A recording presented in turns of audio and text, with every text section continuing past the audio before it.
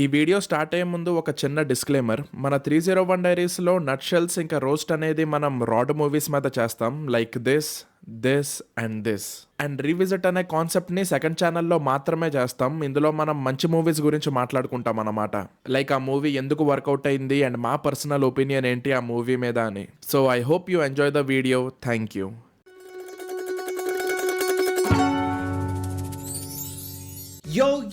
Yo, welcome back to survey number 301. Dhurandhar, inspired by incredible true events. 5th December 2025 రోజు ఈ cinema release అయింది and ఆ రోజు నుండి ఈ రోజు దాకా the movie has been a sensation with over 1300 crores collection. Especially ఓటీటీలో తెలుగులో రిలీజ్ అయ్యాక ఇంకా అయింది and yes it is a well deserved sensation. Plus మనం రీవిజిట్ అనే కొత్త కాన్సెప్ట్ తో వచ్చాం కాబట్టి వై నాట్ ఈ సినిమాతోనే బోని చేద్దాం అనుకున్నాను. So let's go.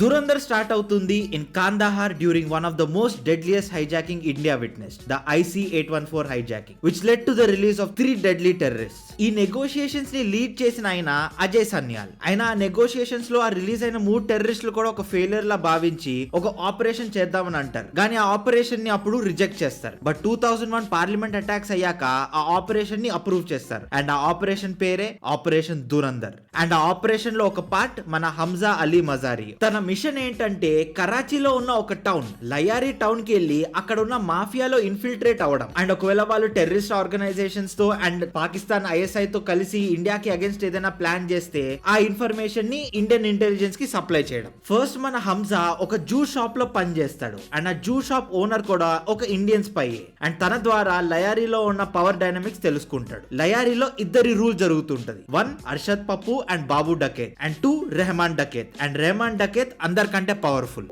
ఓ రోజు పెళ్లిలో మన Hamza and company juice supply చేస్తున్నప్పుడు ఇలా రెహమాన్ డకేత్ కొడుకులు వస్తారు అండ్ వాడిని చంపడానికి బాబు డకేత్ మనుషులు కూడా వచ్చి అటాక్ చేస్తారు. అండ్ ఈ అటాక్ జరిగిద్దని మన స్పై టీమ్ కి ముందే తెలిసి ఉంటది. అకార్డింగ్ టు ప్లాన్ ఈ అబ్బాయిని కాపాడి రెహమాన్ డకేత్ కి దగ్గర అవ్వాలి. బట్ ఆ అటాక్ లో పెద్ద కొడుకు చచ్చిపోతాడు. సో ఇమీడియట్ గా మన హంజా ఆ పిల్లోని కాపాడడానికి ప్రయత్నిస్తూ యాక్టింగ్ చేస్తాడు, only to show the public that he's trying to save. But హాస్పిటల్లో చచ్చిపోయడం తేలిద్ది అండ్ అప్పుడే అక్కడికి మన రెహమాన్ డకేత్ వస్తాడు అండ్ తన రెండో కొడుకుని కాపాడినందుకు హంసాని తన గ్యాంగ్ లో జాయిన్ చేసుకుంటాడు. అప్పుడే జమీల్ సాబ్ అని చెప్పి ఒక పాలిటీషియన్ వస్తాడు. వచ్చి రెహమాన్ డకేత్ ని రివెంజ్ తీసుకోకు ఎందుకంటే ఎలక్షన్స్ జరుగుతున్నాయని చెప్పని అంటాడు. కానీ కొన్ని రోజుల తర్వాత మన హంజా లేదు తీసుకోవాలి అని అంటాడు. అందుకే బాబు డకేత్ అండ్ గ్యాంగ్ ని అతి క్రూరంగా చంపేస్తాడు.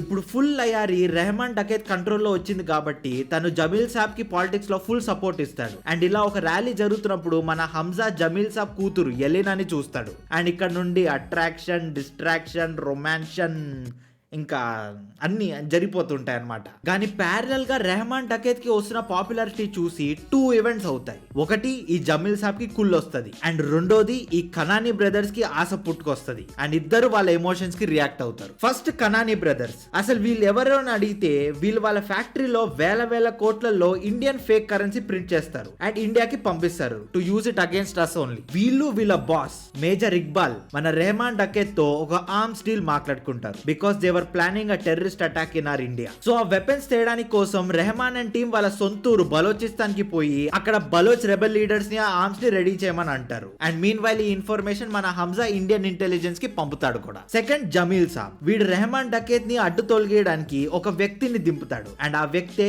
SP చౌదరి అస్లం. ఈ Khanani brothers and major Iqbal పెట్టిన ఆర్డర్ తాలూకా వెపన్స్ డెలివర్ చేయాల్సిన రోజు out of nowhere Rehman Dakait రెండో కొడుకుకి ఫుడ్ పాయిజనింగ్ అవుతుంది అండ్ హాస్పిటల్ కి సెపరేట్ గా వెళ్తాడు. మీన్ వైల్ తన గ్యాంగ్ మెంబర్స్ ఇట్లా వాళ్ళ డెలివరీ చేస్తున్నప్పుడు రెహమాన్ డకేత్ మీద చౌదరి అస్లం అటాక్ చేసి అరెస్ట్ చేస్తాడు ఎన్కౌంటర్ చేయడానికి. కానీ ఎలినా తీసిన వీడియో ఒకటి హంజాకి పంపుతుంది where Jameel Saab, SP Chaudhary and Arshad Pappu ఒక డీల్ చేసుకుంటూ ఉంటారు ఈ ఎన్కౌంటర్ ప్లాన్ చేయడానికి. హంజా ఈ వీడియోని వైరల్ చేస్తా అని ధమ్కి ఇచ్చి ఆ ప్లాన్ ని ఆపిస్తాడు అండ్ ఎలినాని తన ఇంట్లో పెట్టేసుకుంటాడు. ఈ స్టంట్ తర్వాత ఇంకా రెహమాన్ డకేత్ కి తిరుగు లేకుండే. ఎంత అంటే సొంత పార్టీ చేసుకుని జమీల్ సాబ్ కి పోటీగా నించుంటాడు అండ్ జమీల్ సాబ్ కి ఇది నచ్చదు.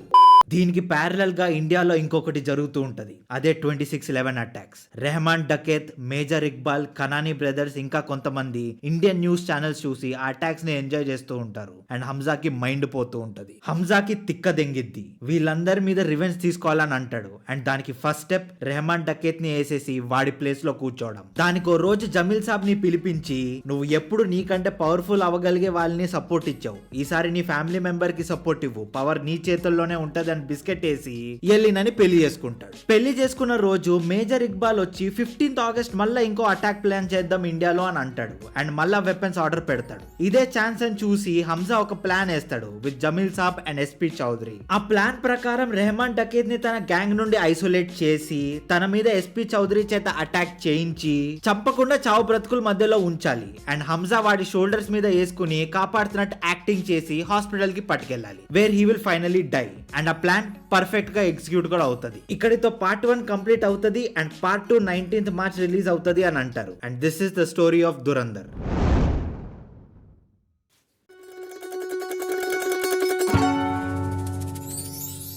ఈ సినిమా నేను భార్గవ్ ఫస్ట్ డే చూసాం, అది కూడా తిరుపతిలో. మొత్తం తిరుపతిలో ఒకటే ఒక థియేటర్ లో చూపిస్తుండే ఈ సినిమాని. అండ్ లక్కీగా మేము బైక్స్ వేసుకెళ్ళాం కాబట్టి సరిపోయింది. ఆ థియేటర్ కూడా అంత గొప్పగా లేకుండే, సీట్స్ సరిగ్గా లేవు, స్క్రీన్ కూడా డల్ గా ఉండే. బట్ ఇవన్నీ మర్చిపోయి అసలు దురందర్ అనే వర్డ్ లోకి మేము ట్రాన్స్ఫర్ అయిపోయాం. అంత నచ్చింది మాకు ఆ సినిమా. సినిమాలో వాట్ వర్క్ ఫర్ మీ అని అంటే it is the characters, particularly Hamza, Rehman Dakait and SP Chaudhary. ఇప్పుడు స్పై మూవీస్ మనం చాలా చూసాం, ఎస్పెషల్లీ వైఆర్ఎఫ్ స్పై యూనివర్స్. అందులో స్పైస్ లాగా హంజా క్యారెక్టర్ రంగులు బట్టలు వేసుకోడు, మిషన్ కట్టే స్టైల్ కి ఎక్కువ ఇంపార్టెన్స్ ఇవ్వడు, అన్రియలిస్టిక్ స్టన్స్ చేయడు అండ్ లక్ మీద డిపెండ్ అవ్వడు. ప్రాపర్ ప్లానింగ్ అండ్ పేషెన్స్ తో తన మిషన్ ని అచీవ్ చేస్తాడు.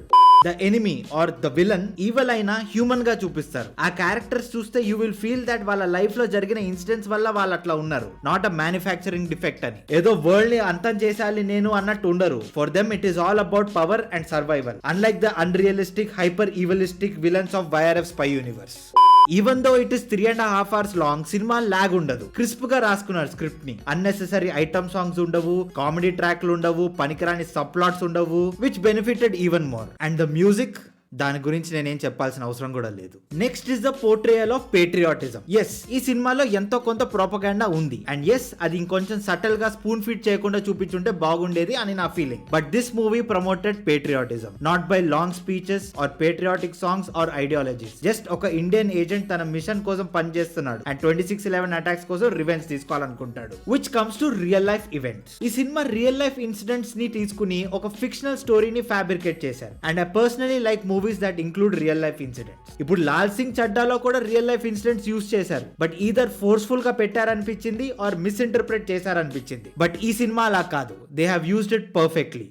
And finally, the red screen real life footage of the 26/11 attacks. See, ఇప్పుడు నాకు ఆల్మోస్ట్ 28 years వస్తున్నాయి. అండ్ ఇప్పుడే 20s లో మిడ్ 20s కి వచ్చిన వాళ్ళు ఐఎమ్ షూర్ మీకు అంతగా తెలిసి ఉండదు ఈ అటాక్స్ గురించి. I mean first hand experience గురించి చెప్తున్నా. 27 November మా mother birthday. So mid night cake cut చేయాలని చెప్పి పార్టీ అరేంజ్ చేస్తుండే నేను మా ఫాదర్. 11కో 11:30కో అంతా సార్ట్ అయిపోయింది, ఇంకా 12 కోసం వెయిట్ చేయడమే అని సరదాగా మా ఫాదర్ టీవీ ఆన్ చేశారు. అండ్ ఎక్కడ చూసినా ముంబైలో అటాక్స్ అని అంటుండే. మేమందరం టీవీనే చూస్తుండే, బర్త్డే గురించి మర్చిపోయాం కూడా. Hamza Ali's feeling was relatable to us. మేము కూడా అలానే చూస్తుండే. అండ్ తాజ్ లో బ్లాస్ట్ అయినప్పుడు హంజా క్యారెక్టర్ ఫ్లించ్ అవుతాడు చూడు, ఆ సేమ్ బ్లాస్ట్ కి నేను కూడా అలానే ఫ్లించ్ అయ్యాను. I was reliving that bad experience while watching that scene. And yes, అందుకే ఆ సీన్ పండింది. పీపుల్ మై ఏజ్ ఈ వీడియో చూస్తుంటే మీరు రిలేట్ అయి ఉండొచ్చు దానికి, బికాస్ మాకు టెర్రరిజం అంటే ఏంటో ఆ రోజే తెలిసింది.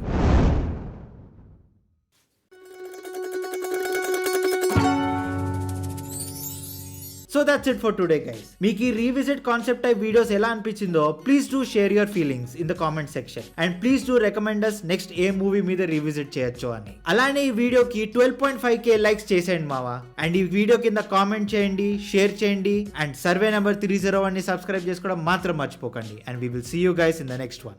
Bye. Hi friends, welcome back to 301 diaries. గుడ్డి మీద గుద్దితే మయన్మార్ లో పడతావు లవడగాడు.